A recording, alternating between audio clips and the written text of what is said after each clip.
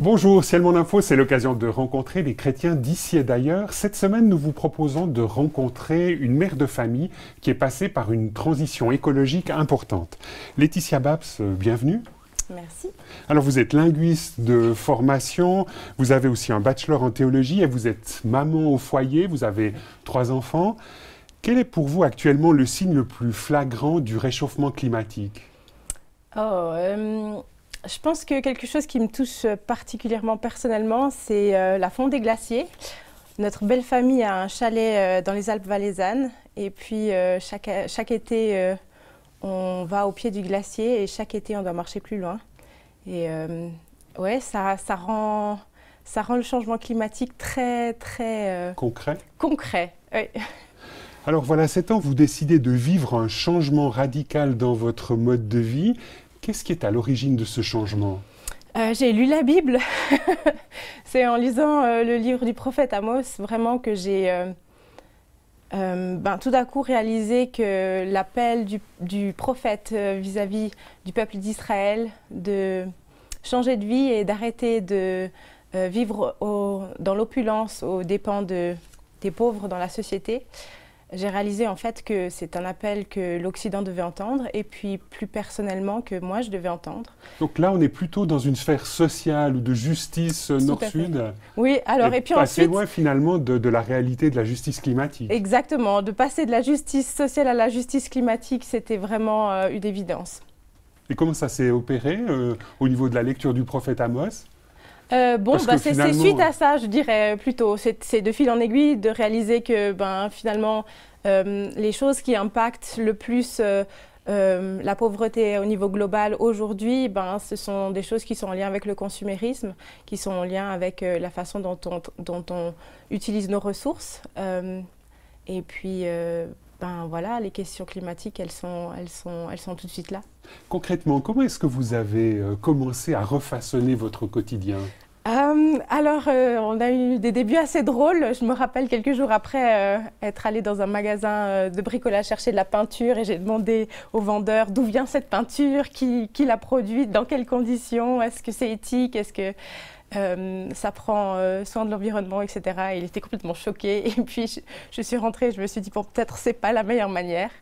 Et puis c'est vrai que suite à ça, on a essayé de prendre les choses un petit peu plus doucement et puis une chose après l'autre. Essayer de changer là où c'était le plus évident d'abord et puis ensuite, dans tous les domaines. Vous essayez un peu d'étendre finalement cette conscience de justice et d'écologie dans tous les domaines de votre quotidien. Exactement. Alors vous êtes parti il y a de ça bientôt 3 ans en Angleterre pour un temps de formation théologique. Et en quoi est-ce que ce temps là-bas a constitué aussi quelque part une sorte d'accentuation de cette transition écologique que vous avez vécue au niveau de votre famille ? Je pense qu'un élément déterminant, c'est le moment où on a vidé notre maison ici en Suisse et on a dû mettre nos affaires dans 10 cartons. On est 5 dans la famille, donc ça fait peu d'espace. Et puis on a réalisé le nombre de choses qu'on avait. Et puis pour moi, c'était vraiment être mise face à face avec mon style de vie au travers des objets que je possède. Et ça a été vraiment un moment assez déterminant. Donc concrètement, vous avez dû vous séparer de toute une série d'objets que vous ne pouviez pas emmener en Angleterre. Exactement. Et puis ensuite de réaliser que, ma foi, on vit très bien sans ça, on vit très bien beaucoup plus simplement. On avait aussi beaucoup moins de moyens financiers et puis on n'a pas été malheureux, je dirais plutôt le contraire. Donc c'était, je pense, le petit élan dont on avait besoin pour aller plus loin de manière beaucoup plus radicale, je dirais. Alors depuis que vous avez commencé à opérer cette transition écologique personnelle, qu'est-ce qui a changé dans votre quotidien ? Des petites choses. Je pense qu'un élément assez important pour notre famille, ça a été la manière dont on mange. C'est les produits qu'on achète, les menus qu'on a et toutes ces choses. On a essayé de changer petit à petit notre façon de manger. Une chose qu'on aime bien faire, par exemple, c'est au début du repas, avec les enfants, on réfléchit quel est le parcours que les produits qu'on va manger a fait au travers du monde entier et combien de personnes sont impliquées dans tout ce… Voilà. Et puis, je dois dire qu'après ça, on réalise que c'est souvent très international et ça permet de se poser des questions. Est-ce que vraiment on veut continuer comme ça? Et aussi, je pense, ça permet d'être plus reconnaissant vis-à-vis des choses qu'on a à disposition. Et quand on prie après le repas, on le fait avec ferveur. Du point de vue concret, vous rejoignez dans la consommation ces grands axes consommés local et de saison? Oui, alors je pense que ça, c'est une des choses les plus évidentes à faire et les plus faciles si on veut réduire son empreinte carbone. Mais je trouve qu'il y a quelque chose d'intéressant quand on commence à faire ça. C'est aussi, on a l'occasion d'aller chez le maraîcher du coin, de faire sa connaissance et puis de connaître la personne qui a produit les aliments qu'on mange. Ça donne un autre plaisir à les manger.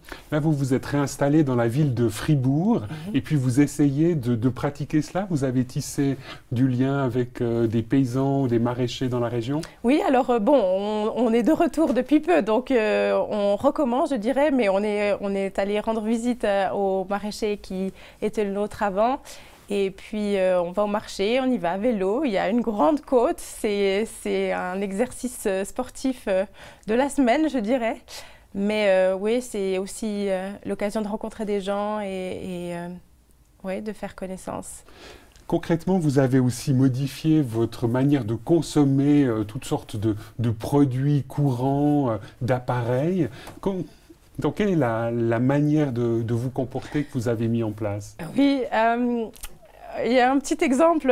Quand on est revenu ici en Suisse il y a quelques mois, on n'avait pas d'aspirateur. Et le parcours qu'on a suivi, il est assez symptomatique de la manière dont on procède maintenant. On s'est dit d'abord, est-ce qu'on peut faire sans? Alors on a passé le balai. On a eu de la peine avec les tapis. Puis on s'est dit, en fait, non, peut-être on en a quand même besoin. Et du coup, on s'est renseigné, est-ce qu'on peut trouver des aspirateurs de seconde main? Et je crois que ça, c'est vraiment un réflexe qu'on essaye d'avoir. Donc finalement, chaque fois que vous envisagez l'achat d'un nouvel objet du quotidien, vous vous dites, est-ce qu'il existe un endroit où je pourrais l'obtenir de seconde main? Oui, alors clairement, ça, c'est la manière la plus sûre d'avoir un impact moins grand de manière écologique, oui. Et c'est pas toujours possible. C'est pas toujours possible. Par rapport à l'aspirateur? Alors, par rapport à l'aspirateur, il y en a très peu. Et ceux qu'on a vus qui étaient dans le marché d'occasion étaient tous cassés ou à réparer ou demandaient beaucoup d'entretien avant de pouvoir être utilisés. Puis du coup, alors, on s'est tourné vers un nouvel aspirateur. Et puis, on a essayé d'en choisir un qui est de bonne qualité, qui durera le plus longtemps possible. Et voilà. Alors, on a parlé de la nourriture, on a parlé des objets du quotidien, il y a aussi toute la question de la mobilité. Comment est-ce que vous vous déplacez vous-même? Oui, alors je l'ai dit tout à l'heure, on essaie de faire pas mal à vélo. On a de la chance d'être assez proche du centre de la ville, donc ça rend les choses un peu plus faciles. Mais le train, tous ces moyens, on sait, les médias nous en parlent souvent, de voyager plus léger du point de vue écologique. Et puis, je crois aussi, c'est de réfléchir vraiment à ce que c'est nécessaire de voyager autant. Et je dirais que notre slogan de famille, en tout cas pour cette année, c'était mieux, moins mais mieux. Et c'est quelque chose qu'on essaie d'appliquer aussi avec les voyages.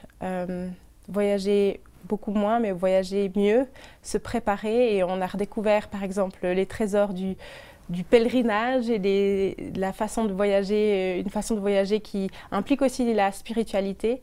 Et je crois que ça, c'est quelque chose qui aide et qui rend la vie plus belle, en fait. Est-ce que vous diriez concrètement, bon, ça fait 7 ans que vous êtes impliqué dans cette transition écologique, est-ce que vous diriez qu'aujourd'hui, vous arrivez à générer moins de 2 tonnes de CO2 par année et par personne dans votre famille? Alors oui, bonne question. Vous essayez de mesurer de temps en temps votre empreinte écologique? Oui, on essaie de mesurer les outils. Il y a plusieurs sites internet qui proposent des outils assez simples ou d'autres plus complexes pour mesurer notre empreinte carbone. je crois pas qu'on je crois pas qu'on y arrive encore. Mais pour moi, c'est pas quelque chose qui me culpabilise. Je crois vraiment qu'il y a derrière ça un cheminement de foi à faire et partir de la grâce, c'est ce qui est important lorsqu'on marche avec Dieu et dans ces questions-là aussi. Et du coup, depuis que vous avez commencé à opérer cette transition écologique, en quoi est-ce que votre vision du monde a changé?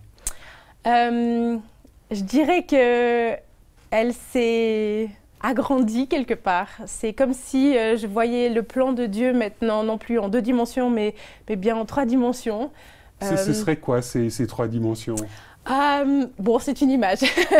Mais je dirais que j'ai vu comment mon quotidien, comment les choses toutes triviales font partie du plan de Dieu aussi et ont une place dans l'histoire et dans le plan de Dieu pour la restauration de l'univers entier. Donc, quand vous parlez de ces 3 dimensions, il y aurait la verticalité, le fait d'être en relation avec Dieu, le fait d'être en relation du point de vue éthique avec le prochain, et finalement une redécouverte de cette 3e dimension qui est l'importance de la création avec un C majuscule. Oui, je pense que oui, il y a quelque chose de ça, clairement, derrière la relation avec le reste de l'environnement autour de nous. Et comment cette relation, elle peut aussi être ternie par le péché et comment est-ce qu'elle peut être restaurée par Christ. Et l'espoir que c'est que la résurrection au milieu de tout ça, ouais. Concrètement, aujourd'hui, dans pas mal de milieux écologiques ou écologistes, il y a une sorte de vision très catastrophiste de l'avenir de notre planète. Comment est-ce que vous vous situez vous-même par rapport à cela? Je pense que je comprends cette vision catastrophiste et je pense que dans une certaine mesure, il y a un espace pour être triste de ces nouvelles et avoir la possibilité d'exprimer cette tristesse aussi vis-à-vis de notre Créateur. Mais d'un autre côté, on est le peuple de l'espoir et je pense que l'espérance chrétienne, elle ne doit pas être négligée, elle doit être vraiment au cœur de notre engagement en tant que chrétien, aussi dans ces questions environnementales, parce que pour moi, la résurrection, c'est un message d'espérance, non pas seulement pour les hommes, mais pour l'entier de la création. Donc finalement, vous vous dites, en voyant la dynamique de réchauffement climatique, que tout n'est pas terminé, qu'il y a encore de l'espérance au niveau du changement de l'humanité ou une espérance d'un autre ordre? Je pense que c'est un changement d'un autre ordre, celui qui est inauguré par la résurrection de Christ et celui dans lequel on peut participer en tant que chrétien, en tant qu'Église, dans cette nouvelle ère qu'il annonce. Et je pense que ça peut avoir des répercussions et être en bénédiction pour le reste du monde, oui. Au niveau concret, comment est-ce que vous êtes perçu dans la communauté chrétienne que vous fréquentez? Alors, beaucoup se demandent si c'est un effet de mode. Ah, voilà, les médias parlent beaucoup de ça, et du coup, les chrétiens, on doit s'y mettre aussi. Je crois qu'il y a pas mal d'incompréhensions et de questions théologiques derrière qui doivent être abordées et qui sont pertinentes et qui sont urgentes aussi de poser, notamment en relation avec le consumérisme et nos styles de vie ici en Occident. Dans ce contexte-là, il y a un livre, un auteur en fait, qui vous a beaucoup aidé. C'est un monsieur qui s'appelle Dave Bookless et dont l'un des livres phares, Dieu, l'écologie et moi, est sorti en français. En quoi est-ce que ce livre vous a vraiment impacté? Alors, je pense que c'est un excellent livre qui présente bien l'ensemble de la problématique. Et Dave Bookless écrit avec un style vraiment accessible. C'est quelqu'un que vous avez côtoyé? Je l'ai rencontré, il vit ce qu'il préconise dans son livre, donc c'est toujours plus intègre de cette manière. Et vraiment, c'est un livre que je recommande à lire, oui. Vous-même, vous vous êtes lancé dernièrement dans la confection d'un site qui s'appelle ecclesiadomestica.fr. Quel est le projet que vous soutenez derrière un tel site? Bah, je crois que l'idée, bon, pour l'instant, on en est au début, c'est un blog collectif. On essaye vraiment d'inspirer les chrétiens de par le monde à vivre leur foi dans tous les domaines de la vie, en particulier dans les petits domaines du quotidien, de vivre l'Église quelque part à la maison aussi, d'où le nom Ecclesia Domestica. C'est bien sûr un site sur lequel on aimerait aborder des questions environnementales aussi, dans la perspective chrétienne et plus spécifiquement évangélique, je dirais, mais pas uniquement. Il y a aussi toutes sortes d'autres thématiques qu'on aborde. Et l'idée vraiment, c'est de pouvoir réinvestir quelque part le sacré dans notre petit quotidien. Laetitia Babs, merci beaucoup de nous avoir rejoints sur ce plateau de Ciel Mon Info. Je rappelle que vous êtes linguiste, que vous êtes mère de 3 enfants et qu'en même temps, vous vous occupez d'un site qui s'appelle ecclesiadomestica.fr. Madame, Monsieur, nous espérons que cette émission vous aura intéressé. Au revoir et à bientôt.